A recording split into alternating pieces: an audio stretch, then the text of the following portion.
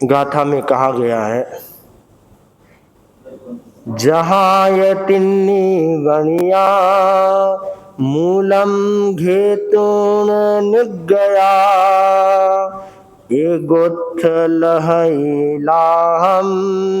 एगो मूलेन आगो एगो मूलम पिहारेता आगो तत्वाणियो व्यवहारे वमायसा एवं धम्मे वियान।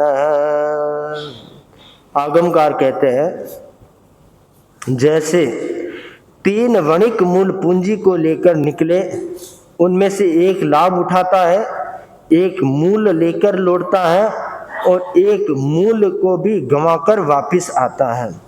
यह व्यापार की उपमा है। इसी प्रकार धर्म के विषय में जानना चाहिए। आगमकार ने 3 प्रकार के व्यक्ति बतलाए हैं। उदाहरण दिया गया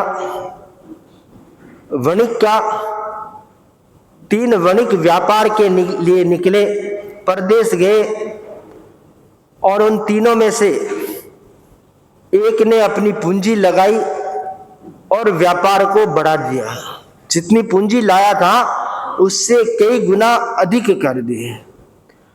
दूसरे ने सोचा मैं क्यों माथापच्ची करूं ज्यादा, उसने पूंजी को ब्याज में लगा दिया, अपना गुजारा भी चलता रहे और मूल पूंजी सुरक्षित रहे, मूल पूंजी नष्ट नहीं हो।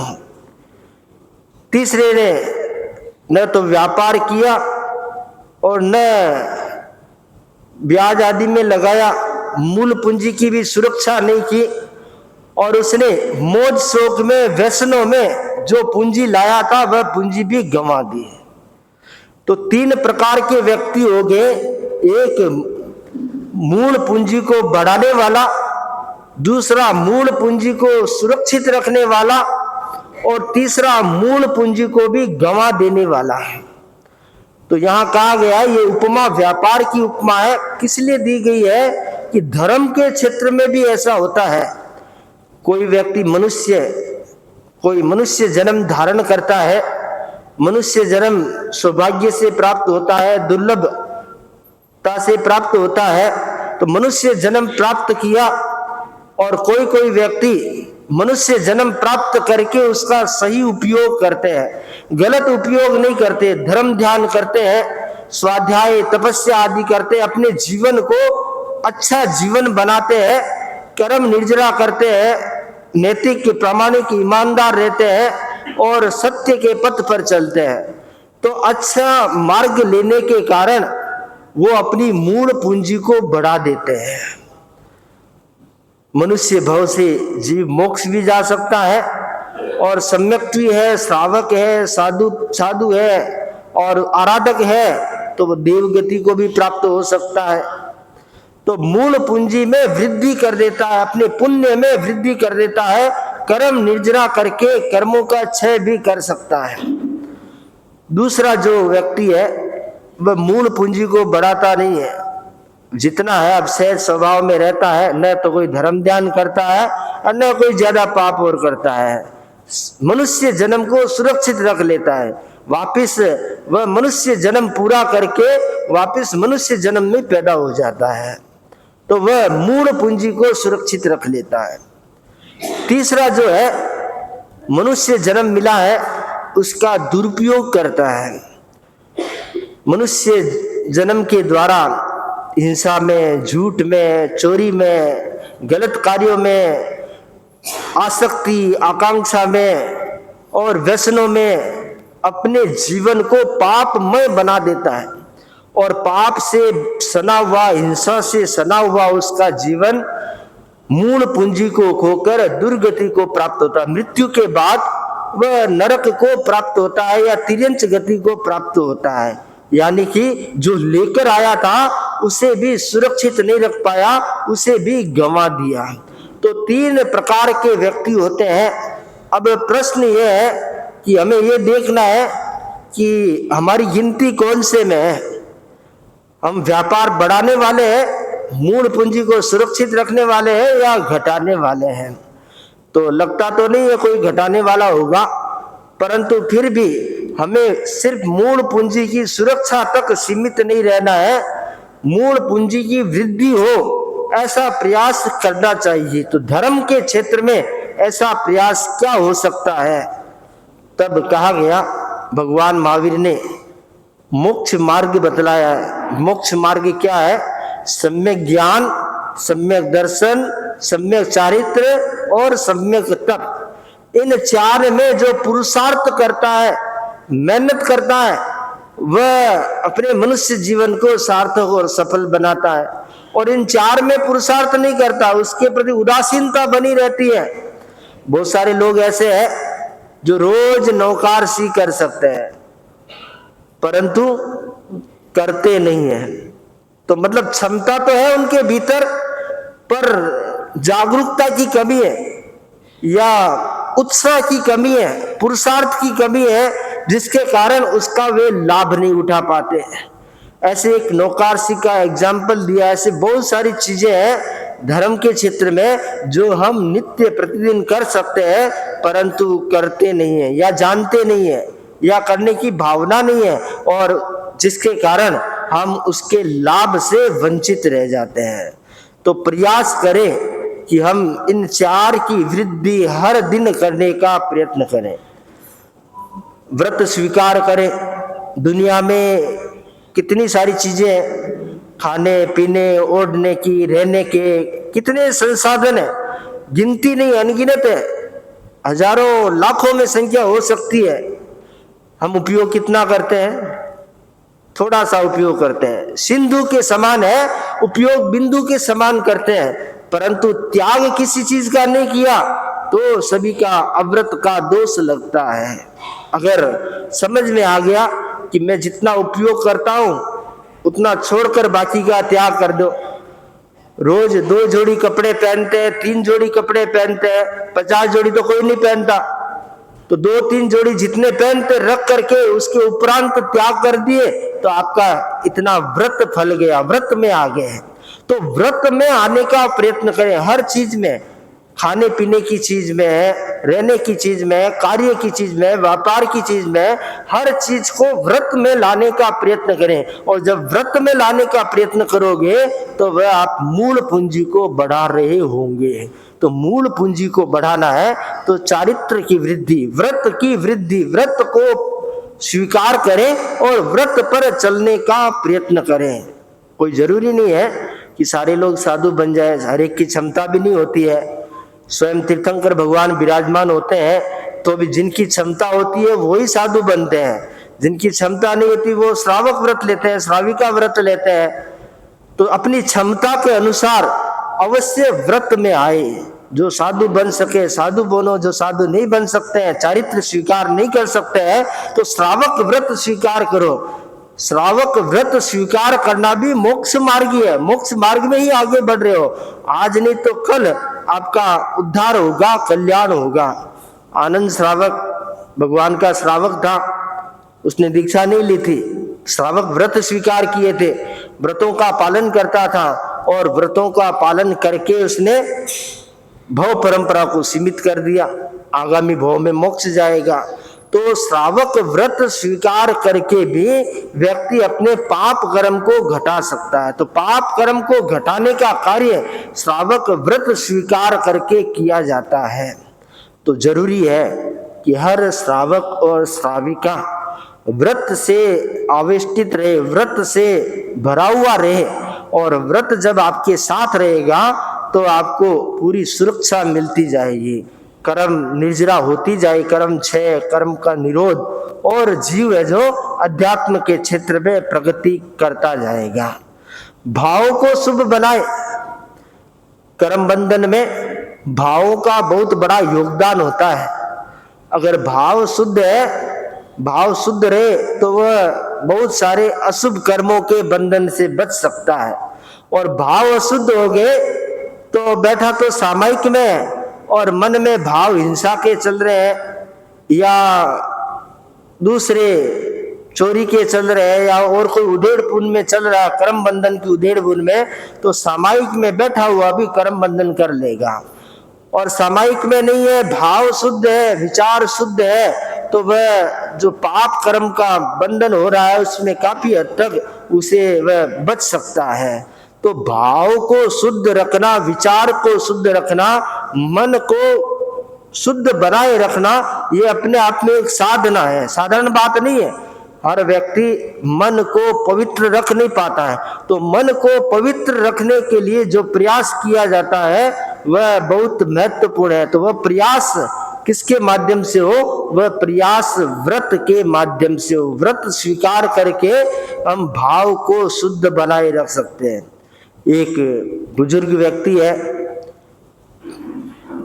मुनिषि पर आ रहे हैं, मथेन बंदा,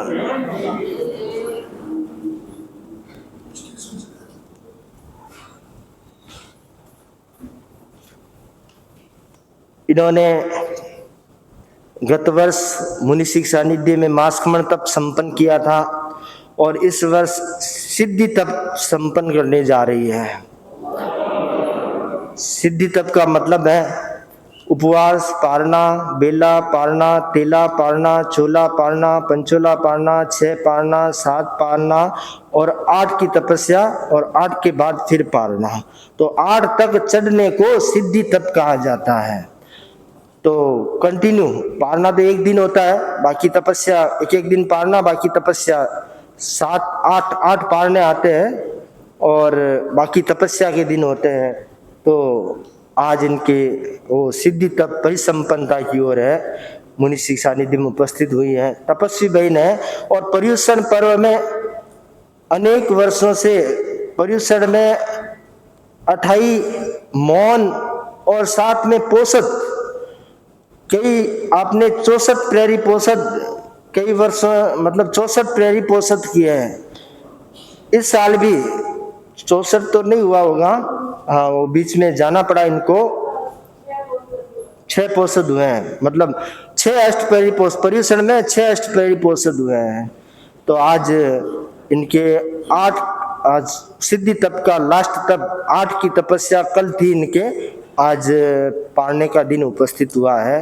तो साध्वी प्रमुखा श्री जी का संदेश भी इतने व्यस्ततम पर्युषण पर संवत्सरी कितना व्यस्त टाइम रहता है और उसमें भी कृपा करके संदेश प्रदान करवाया है। तो मैं सर्वप्रथम संदेश वाचन के लिए आमंत्रित करूंगा साउथ हावड़ा सभा के अध्यक्ष लक्ष्मीपत जी बाफना, अनुमोदना के लिए लक्ष्मीपत जी बाफना।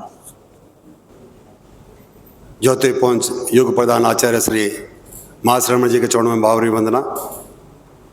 यहाँ मुराजित मुनि श्री जिनेश कुमार जी एवं हमसेवर्ती मुनिवृंद के चरणों में वंदना।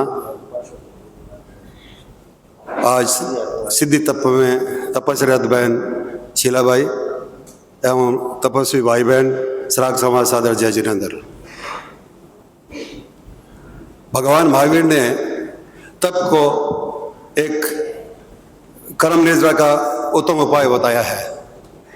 तब ऐसे विरले आदमी करवाते हैं जिनका आत्मबल मजबूत हो, जिनकी संकल्प शक्ति मजबूत हो। मुनिश्री कई बार फरमाते हैं करे तपस्या मिटे समस्या, कहते हैं तपस्या से कई समस्याओं का समाधान हो जाता है। बट तपस्या वही आदमी कर पाते हैं जिनका संकल्प बहुत मजबूत हो, वही कर पाते हैं। उसी कड़ी में आज बहन ने सिद्धि तप किया है। सिद्धि तप एक कठिन तप है जो अभी मुनिश्री ने फरमाया था। आदमी 5 की 7 की 8 की 11 की तपस्या अगर उनको मालूम रहता है कि 11 की तपस्या के बाद में पारना करके वो खुले हो जाएंगे, बट सिद्धि तप में एक दिन तप और एक दिन पारना करना काफी कठिन काम है। मैं बहन के इस तप की बहुत बहुत अनुमोदना करता हूँ। संपूर्ण साउथ हावड़ा तेरहपन सभा की तरफ से, पूरे समाज की तरफ से मैं उनके तक की अनुमोदना करता हूँ और यही मंगल कामना करता हूँ कि इनका तप सुखे सुखे संपन्न हो और इनकी तपस्या में लोग इसी हिसाब से आगे बढ़ते रहे। और साध्वी प्रमुखा श्री जी का एक मैसेज आया, मैं उनको वाचन कर रहा हूँ। और हम 9 सितंबर 2024 तप आत्मविशुद्धि का महान उपक्रम है। कहते हैं कि तप करना कठिन है, 14 परिचय सहन करना मुश्किल है, पर कुछ लोगों के लिए तपस्या सरल सी प्रतीत होती है। जैसे चातुर्मास लगता है, वे लोग तपस्या में संलग्न हो जाते हैं। दृढ़ आत्मबल, संकल्प बल और मनोबल से ही तपस्या का मार्ग सरल लग सकता है। सावथवाड़ा कलकत्ता में मुनि श्री जिनेश कुमार जी की प्रबल प्रेरणा से श्रीमती शीला देवी कन्हैयालाल जी कोठारी सिद्धि तप की आराधना में संलग्न है। तपस्या के साथ सामायिक स्वाध्याय, जप, ध्यान आदि भी चलते रहे। मंगल कामना। सूरत, गुजरात, 7वीं प्रभुआ विश्रुत विवाह। ओम हरम।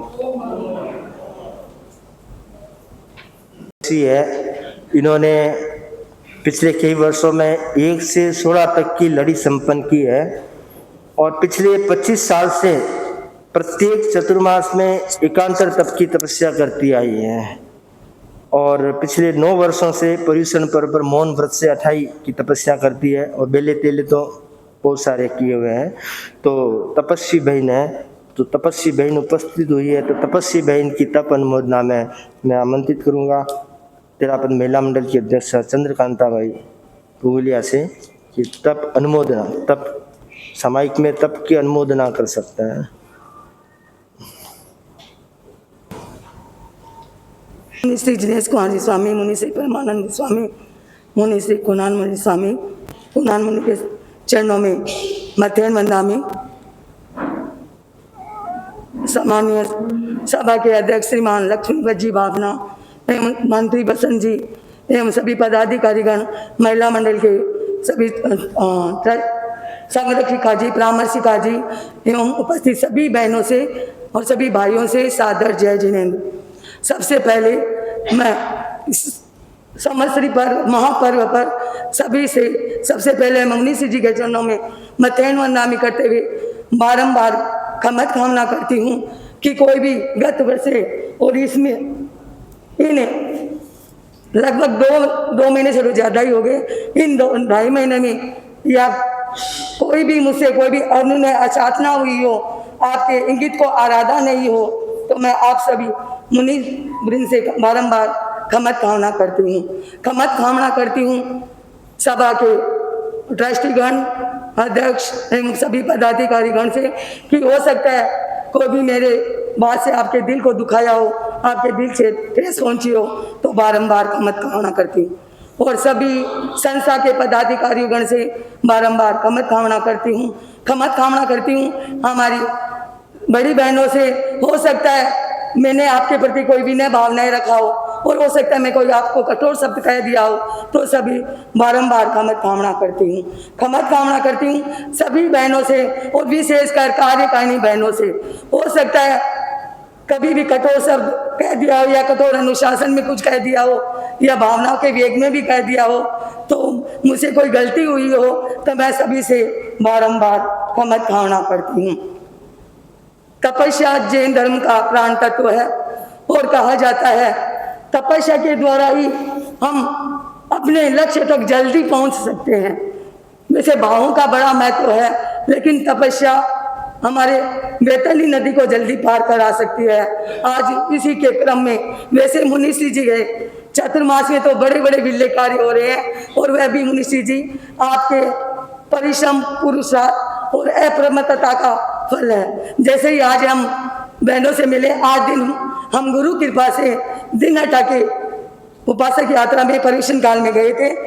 आपसे मंगल पाठ भी सुनकर गए और प्लस आपने हमें दिन प्रतिदिन जो प्रवचन में प्रशिक्षण प्रदान करवाया, वह बड़ा ही वहाँ पर सहयोगी भूत रहा और अच्छी प्रभावना रही। और मुनि तपस्या के इसी क्रम में जो आसित तत्व में बहन पधारी है, तब की अनुमोदना करते हैं और महिला मंडल की ओर से आपका बहुत अंतर दिल से अनुमोदना करते हैं और सभी से बारंबार पुनः खमत कामना। ओम हरम।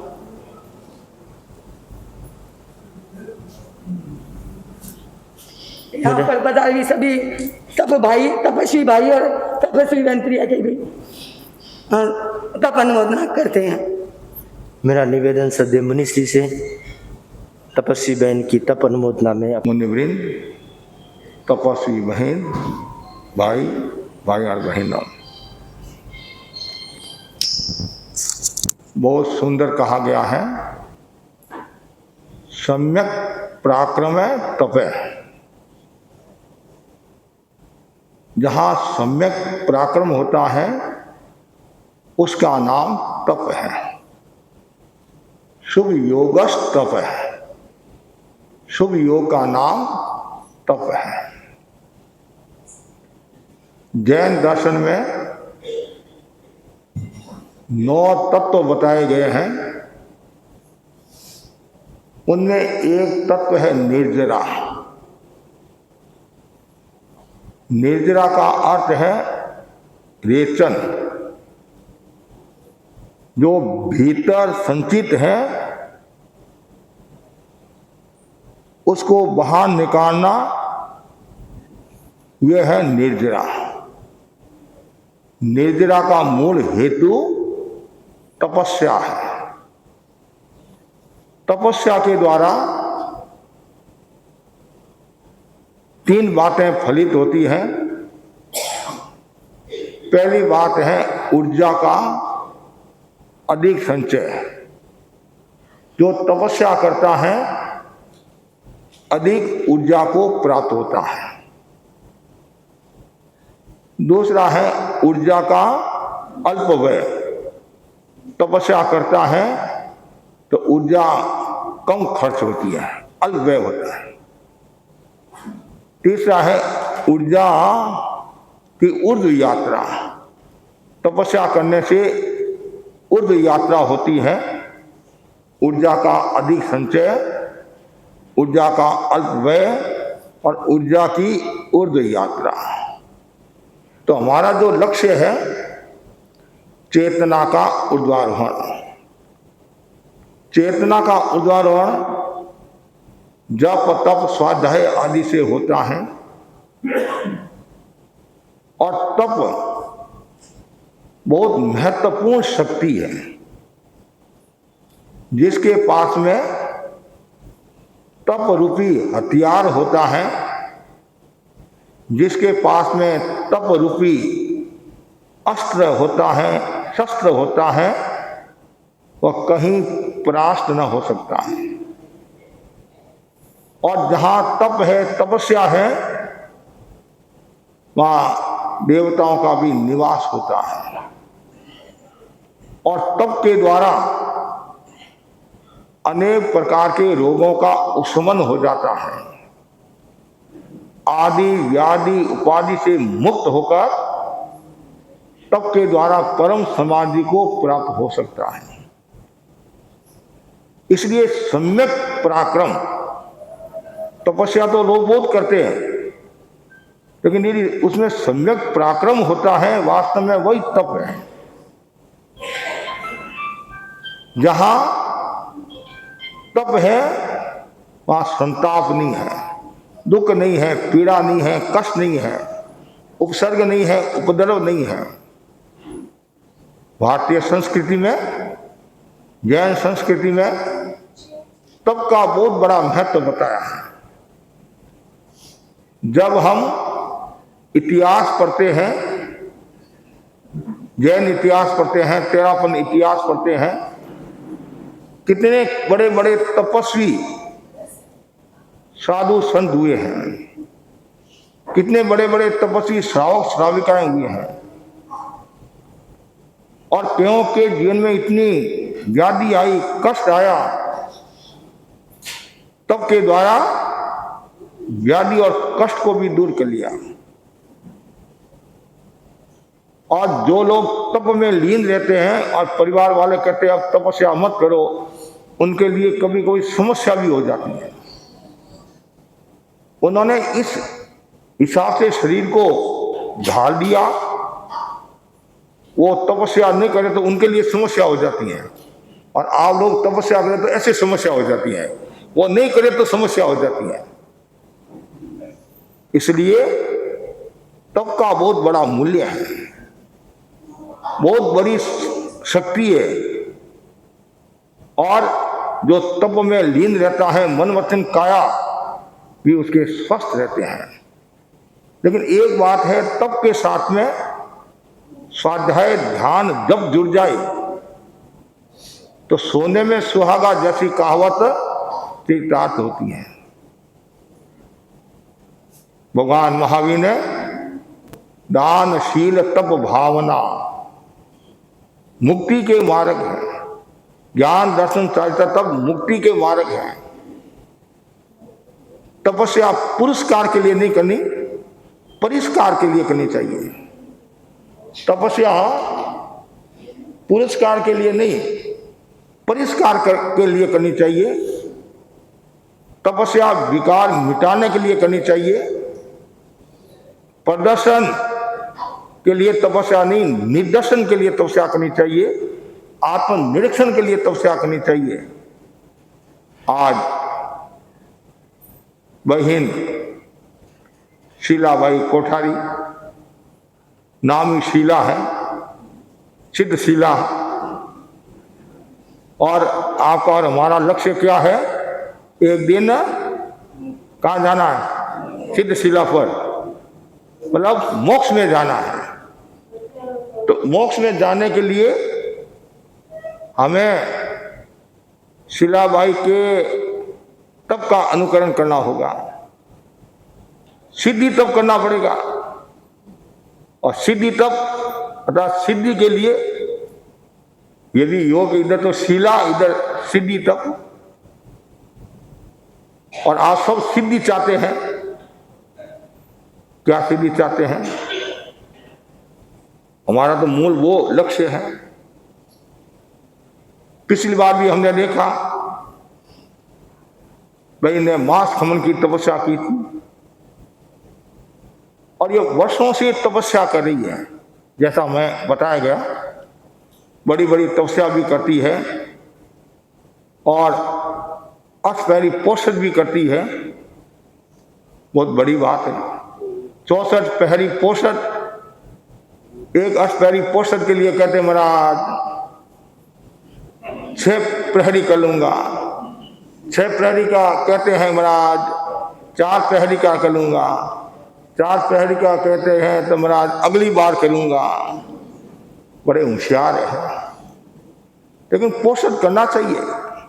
यह आत्मा के गुणों को प्रकाशित करता है, मतलब आत्मा के गुणों को बढ़ाता है। तो बहन तपस्या भी करती है, पोषण भी करती है, साथ में माला जाप भी करती होगी। तो बहन ने बहुत बड़ी हिम्मत दिखाई है, साहस का परिचय दिया है। सिद्धि तप, उपवास, बेला, तेला, चोला, इसमें चढ़ा भी जाता है, उतरा भी जाता है, दोनों ही होते हैं। बहन ने पहली बार चढ़ने का काम किया है और अगली बार चढ़ने उतरने का भी काम कर सकती है, कोई बड़ी बात नहीं है।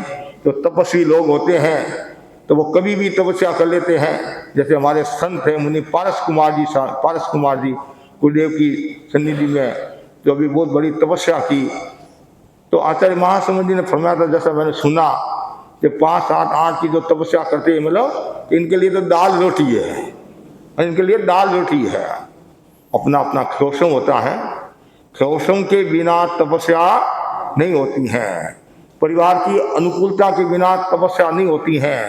वातावरण अनुकूल नहीं होता है, मनोबल मजबूत नहीं होता है, श्रीमती का मन नहीं होता है, श्रीमान का मन नहीं होता है, तो तपस्या नहीं होती है। कभी कभी हम देखते हैं पति का मन, मतलब बाप का मन, तपस्या करने वाला का मन, अब मां अंतराय दे देती है कि नहीं करना बेटा, तुम जॉब करता है।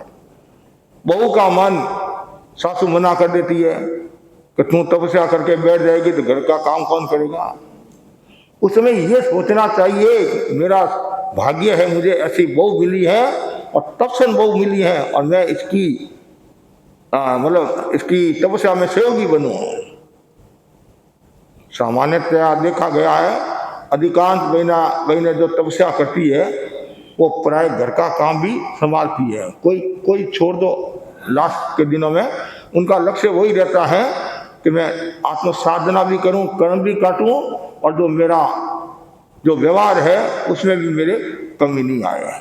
तो बहन ने जो तपस्या की है, तप साधना का सोपान है, तप साधना का सोपान है और समता रस का पान है। तपस्या में समता भी जरूरी है। और आचार्य महाप्रज्ञ जी की भाषा में, आचार्यों की भाषा में सबसे बड़ी तपस्या क्या है? सहिष्णुता, समता, सबसे बड़ी तपस्या है। आचार्य महाप्रज्ञ जी ने शिवाचार्य महासमुद्र जी के बारे में फरमाया, अब आचार्य वर्तमान में आचार्य जी के बारे में फरमाया महातपस्वी। क्या फरमाया? हाँ, तो क्या उन्होंने 2 मास 4 मास की तपस्या की? नहीं।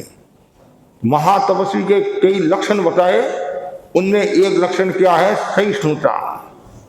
ये इतने सहनशील है, कष्टों से घबराते नहीं है, कष्टों का मुकाबला करते हैं, इसलिए महातपस्वी है।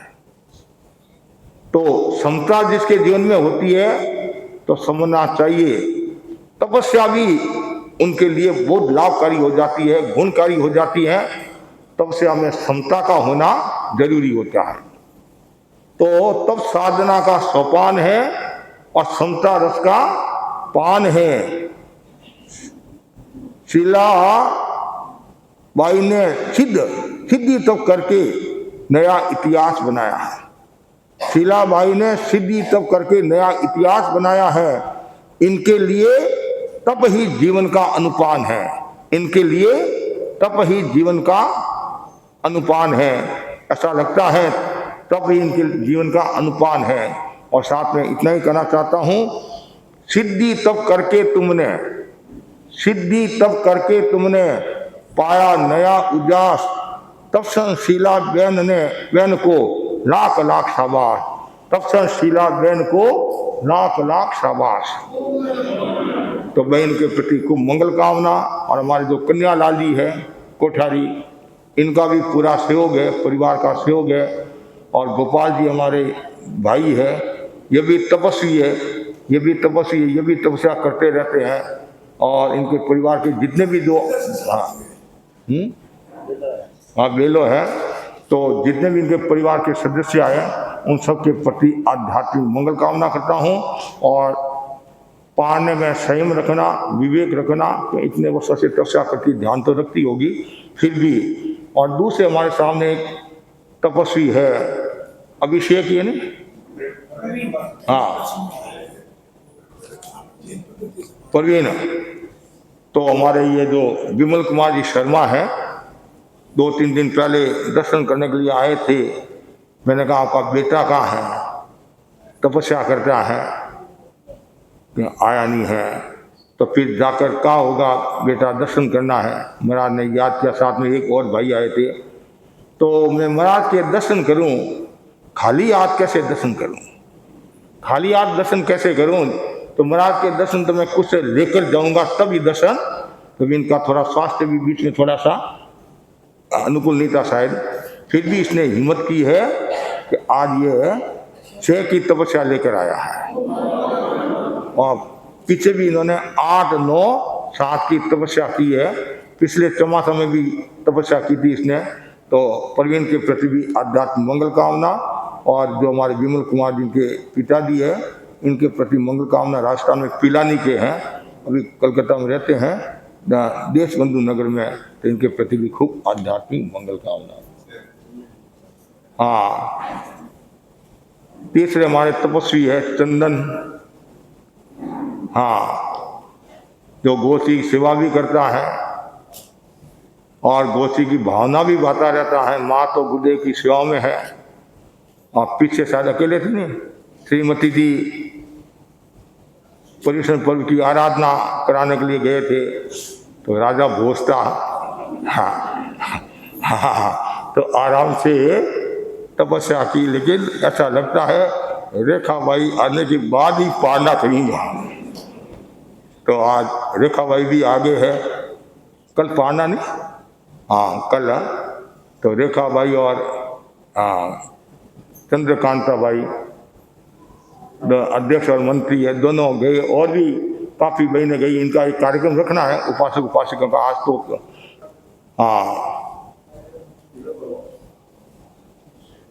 तब से शीतलता पाई, तब से शीतलता पाई, चंदन चंदन खास। तब से शीतलता पाई, चंदन चंदन खास। ठाठ लगाया, 8 का ठाठ लगाया, पाओ दिव्य प्रकाश, पाओ दिव्य प्रकाश।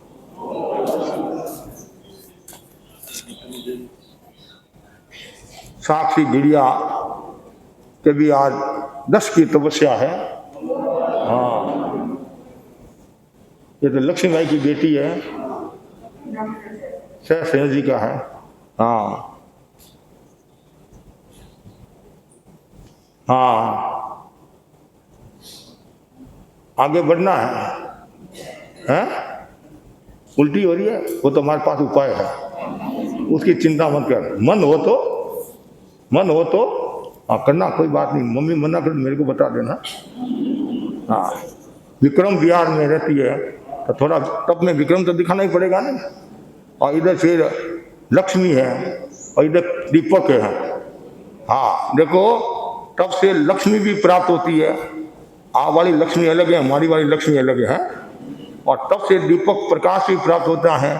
और फिर साक्षी, हाँ, लक्ष्मी और दीपक की साक्षी से ये साक्षी आगे बढ़ रही है। और फिर और आगे बढ़ जाती है तो फिर दिनेश पद की भी प्राप्ति हो जाती है। और हाँ, दिनेश भी बन सकता है कर्म क्षय करके। और फिर परम आनंद की अनुभूति, परमानंद की प्राप्ति हो जाती है। और प्रेरणा देने वाले मुनि कुणाल हो जाते हैं। इनमें हमारा काम हो जाता है। ठीक है। और श्वेता चौधड़िया ये आगे करेगी। आज 11 की तपस्या है और 16 का भाव इसमें लिखा हुआ है।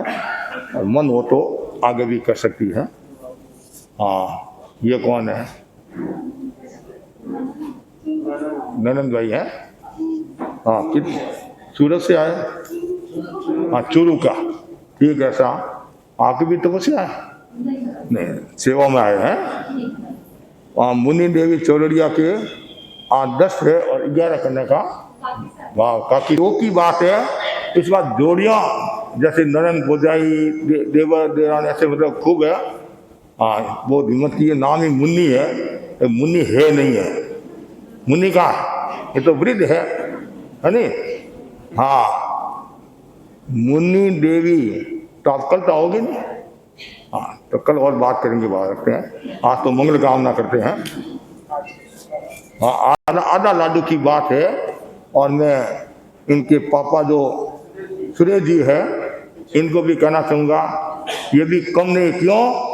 इनकी बड़ी मम्मी ने भी मांस खमन किया है।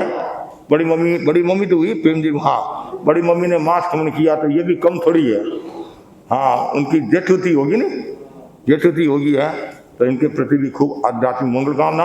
और भी जो भाई बहन तपस्वी बैठे बेला केला वाले, सबके प्रति आध्यात्मिक मंगल कामना। और आज हमारे केसिंगा से का क्या है? जय भगवान। नाम क्या है? जय भगवान है। इनकी माँ भी खूब तपस्या करती है। इनकी दादी भी तपस्या करती थी। आजकल अभी 28 का पारना किया है। और हमारे चातुर्मास में अमिल का मास खमन किया था। अमिल का मास खमन किया था। खुद पूरा परिवार बहुत धार्मिक संस्कारी है। इस परिवार के प्रति भी मंगल कामना। उगे सूर्य अब तटम पथ खामी त्रियम्फी अशनवा खादिवा साधिवा। कल नवकाश या सूर्योदय तक या पौष तक 3 या 4 आर पानी का धान्य प्रमाणे त्याग है। कोठारी परिवार के और भी सगे संबंधी आए, दूसरों के भी सगे संबंधी आए, सबके प्रति आध्यात्मिक मंगल कामना।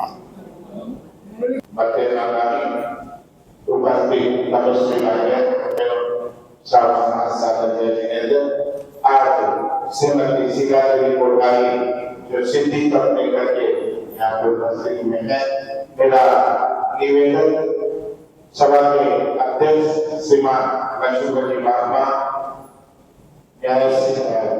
कोषाध्यक्ष श्रीमान सुशील जी सुराना, महिला मंडल के मंत्री श्रीमती रेखा जी रेखानी व तपस्वी भाई श्री चंद्र जी रेखानी से आगे आए और इनका सम्मान के क्रम में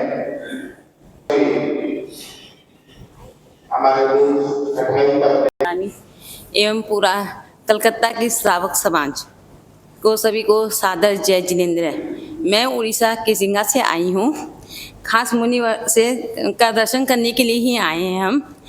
पहले तो मैं सब तीनों संतों से बारंबार कामना करती हूँ। आप सबका बहुत परम सौभाग्यशाली हो आप सब कि आपको ऐसे विद्वान संतों का चतुर्मास मिला है। लगभग आधा चतुर्मास तो पूरा होने को आ गया है, आधा और बचा है। इसमें जितने से जितने आप लोग लाभान्वित हो सके ये आपका सौभाग्य होगा। मैं तो मुनिवर की अत्यंत आभारी हूँ।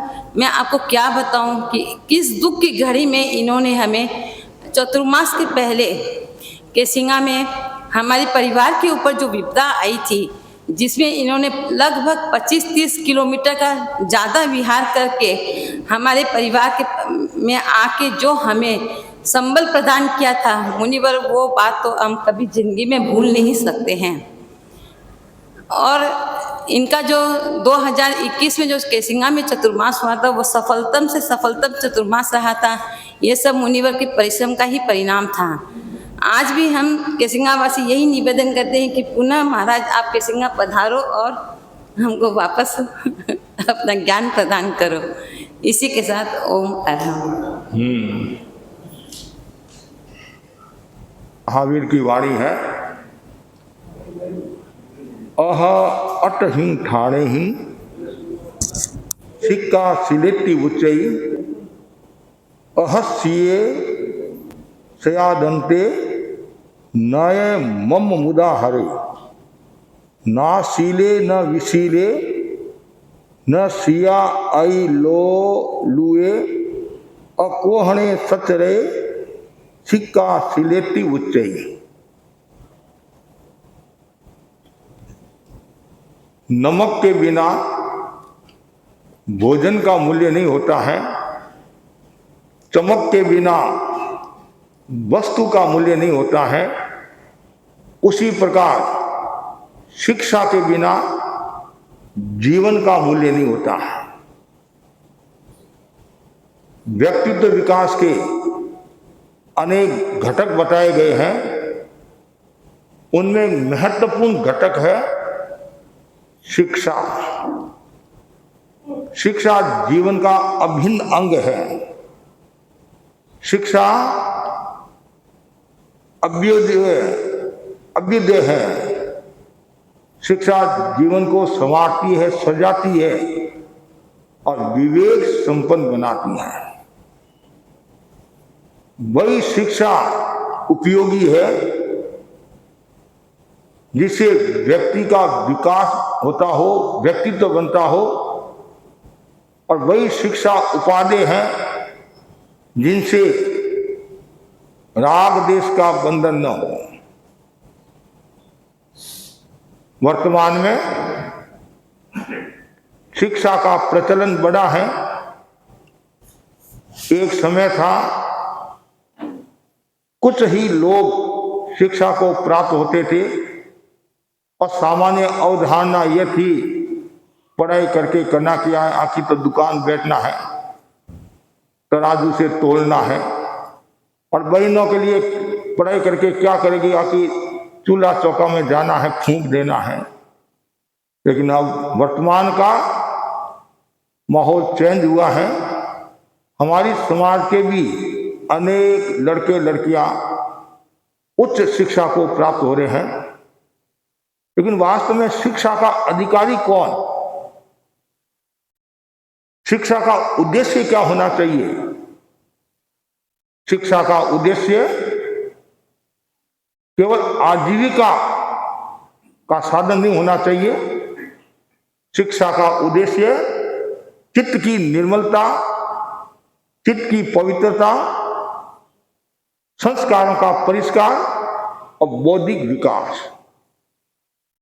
वर्तमान में ऐसा प्रतीत हो रहा है शिक्षा आजीविका का साधन बनती जा रही है और ज्यादा से ज्यादा धन कमाना है, ज्यादा से ज्यादा मुझे पैकेज मिले।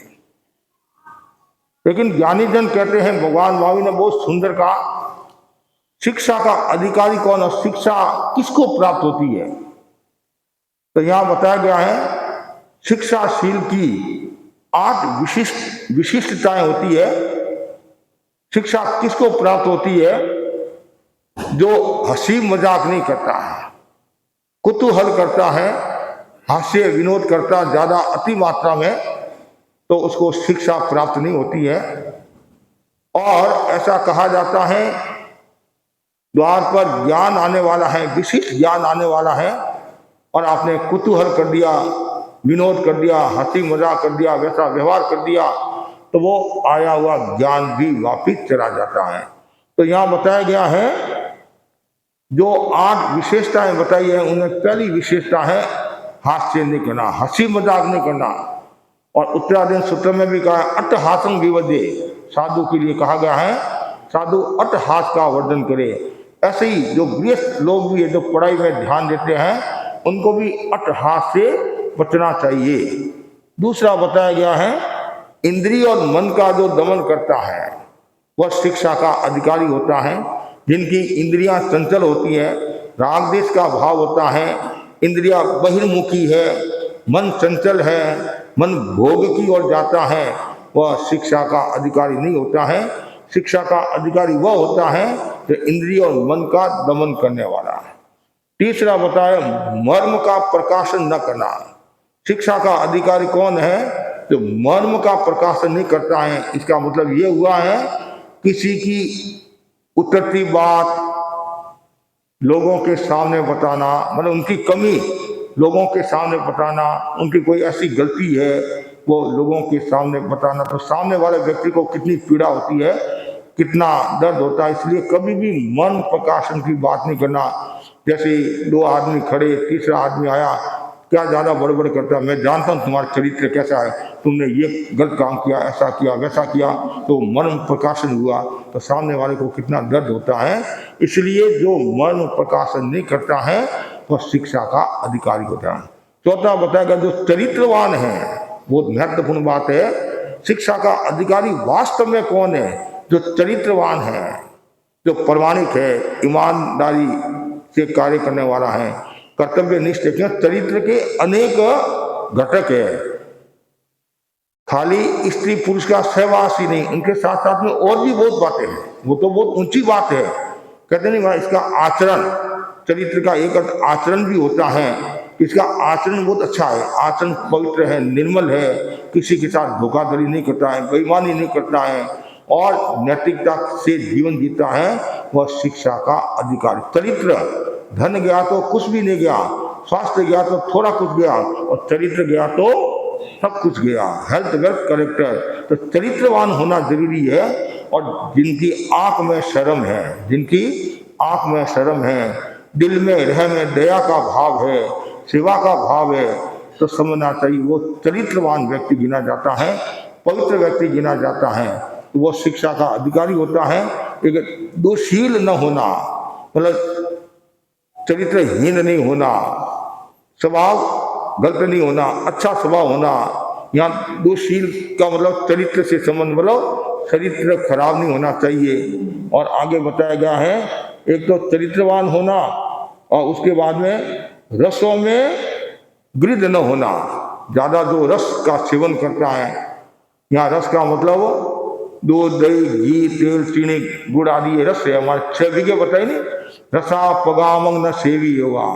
जो ज्यादा रसों का सेवन करता है और उनमें डूबे हुए रहता है, वो कभी भी शिक्षा का अधिकारी नहीं हो सकता। कारण जो ज्यादा इन पदार्थों में डूबा हुआ रहेगा तो वो भोग की ओर जाएगा, वासना की ओर जाएगा, तो फिर वो शिक्षा को कैसे प्राप्त होगा।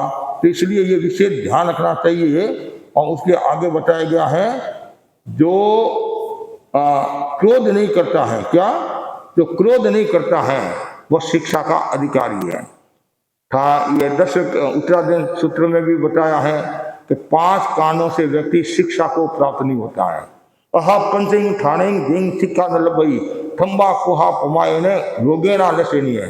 जो अभिमानी है, क्रोधी है, प्रमादी है और आलसी है और रोगी है, वे कभी शिक्षा को प्राप्त नहीं होते हैं। तो यहाँ भी बताया जो क्रोध नहीं करता है, जो क्षमा की साधना करता है, कल हमने क्षमापना का कार्यक्रम मनाया, सामूहिक क्षमा कामना का कार्यक्रम किया। तो हमारे भीतर में वो क्षमा का भाव होना चाहिए, क्रोध नहीं करना। जो पढ़ाने वाला है और वो आपको कितनी डांट लगाए, अनुशासन करे, उसमें यह सोचना चाहिए कि मेरे हित के लिए करे हैं।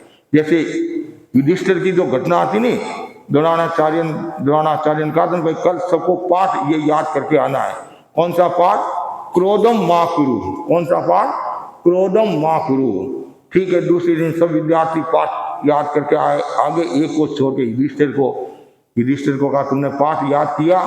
कि पाठ याद नहीं किया। अरे तुम तो इतना होशियार है, इंटेलिजेंट है, और तुमने पाठ याद नहीं किया। एक छोटा सा पाठ कल याद करके आना। कल आया, पाठ याद हुआ नहीं हुआ, देखते रहे गुरु कि यदि कल तुमने पाठ याद नहीं किया तो खबरदार। और तीसरा दिन उदित हुआ, आए, पाठ याद हुआ कि नहीं हुआ। जैसे ये कहा तो गुरुजी को गुस्सा आ गया। गुस्सा आया, एक चांटा मारा और युधिष्ठिर बोले क्रोधम मा कुरु। क्या बोले? क्रोधम मा कुरु। द्रोणाचार्य देखते रह गए। और 3 दिन में तुम्हारे को पाठ याद नहीं हुआ, आज चाटा पड़ा और पाठ याद हो गया। गुरुजी, पाठ याद करने में तो 2 क्षण भी नहीं लगते हैं, लेकिन वास्तव में वो मेरे आचरण में है कि नहीं है। आपने मेरे चाटा मारा, आपने मेरे ऊपर ये किया वो किया, लेकिन मेरे को गुस्सा नहीं आया, तब मुझे पाठ याद आ गया, हो गया। क्रोधम मा कुरु, क्रोध नहीं करना। और जो क्रोध नहीं करता है वह शिक्षा का अधिकारी होता है। और जो सत्य में रत रहता है वह शिक्षा का अधिकारी होता है। जो ज्यादा झूठ बोलता है, तो झूठ बोलने का मतलब अविश्वास। जहाँ अविश्वास है तो वहाँ शिक्षा कहाँ से होगी? शिक्षा तो विश्वास। तो जरूरी है हम असत्य से बचे और हमेशा सत्य की साधना करें। और सत्य का बहुत बड़ा महत्व है। और जो सत्य में लीन रहता है, सत्य की पूर्ण साधना करता है, और स्वर्ग या मोक्ष को प्राप्त होता है। 5 जो महाव्रत है, अहिंसा, सत्य, अस्त्य, ब्रह्मचर्य, अपरिग्रह, इनमें जो साधु रत रहता है, सत्य की साधना करता है, आदि की साधना करता है, उच्च गति को प्राप्त होता है। महाराज जो अनुव्रत बताए उनमें भी एक सत्य व्रत है, अनुव्रत है। तो सत्य की साधना आप संपूर्ण रूप से असत्य को नहीं छोड़ सकते हैं। तो कम से कम इतना तो आप कर लो कि मैं स्थूल मतलब असत्य का त्याग करता हूँ। स्थूल असत्य का मतलब मैं सत्य व्रत की साधना करूँगा और ऐसा भाव रखूँगा कि मैं अनावश्यक झूठ से बचूँ। और कहीं झूठ बोलना भी पड़े तो मन में वो पश्चाताप होना चाहिए, मुझे बोलना पड़ रहा है। आज भी कुछ ऐसे लोग हैं असत्य से बचते हैं। क्यों? असत्य अविश्वास का घर है, असत्य विश्वास का घर है। तो ये जो बातें बताई गई हैं इन पर सभी को ध्यान देना है। और जो व्यक्ति ये 8 जो विशिष्टताएं बताई हैं उनका सबको ध्यान रखना चाहिए। और वही व्यक्ति शिक्षा का अधिकारी होता है। और ये हमारे जैन शिक्षा पद्धति की आचार संहिता है। और ये इनका जो भी आचरण करता है, खाली जैन लोग ही नहीं, अन्य लोग भी यदि आचरण करते हैं तो वो बहुत बड़ी शक्ति संपदा को प्राप्त हो सकते हैं। और गुरुदेव महाप्रज्ञ जी ने जीवन विज्ञान का जो आयाम दिया, तो जीवन विज्ञान क्या है? जीने की कला है। और जीवन का सिद्धांत है और जीवन की प्रयोगशाला है। जीवन विज्ञान केवल सिद्धांत की नहीं है, जीवन की प्रयोगशाला है। और शिक्षा की गुणवत्ता बढ़े। आज जो वर्तमान में जो शिक्षा के बारे में सुनते हैं, शिक्षा के नए आयाम भी खूब आ रहे हैं, मतलब नए विषय भी बहुत आ रहे हैं, लेकिन शिक्षा की गुणवत्ता बनी रहे। शिक्षा की गुणवत्ता होगी तो व्यक्ति का भी मूल्य होगा। शिक्षा का स्तर घटना नहीं चाहिए, शिक्षा का स्तर बढ़ना चाहिए। शिक्षा में गुणवत्ता होनी चाहिए और मूल शिक्षा में संस्कार, चरित्र आदि का भी भाव होना चाहिए। यदि ये भाव है तो आगे बढ़ेगा। आज शारीरिक प्रशिक्षण बहुत दिया जाता है, बौद्धिक प्रशिक्षण भी दिया जाता है, और मानसिक और भावनात्मक प्रशिक्षण का अभाव है, जिनके कारण आज अत्याचार बढ़ रहे हैं, और गलत काम हो रहे हैं, उद्दंडता बढ़ रही है, अनुशासनहीनता बढ़ रही है, तो स्कूल में शारीरिक प्रशिक्षण, बौद्धिक प्रशिक्षण के साथ साथ मानसिक और भावनात्मक प्रशिक्षण भी देना चाहिए, जिससे क्या होगा, उन बच्चों के जीवन का उद्धार होगा।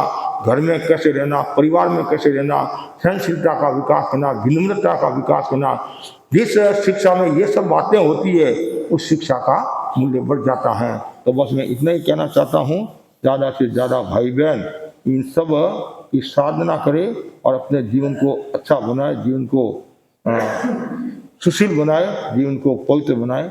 इसी आशा के साथ ओम अरहं।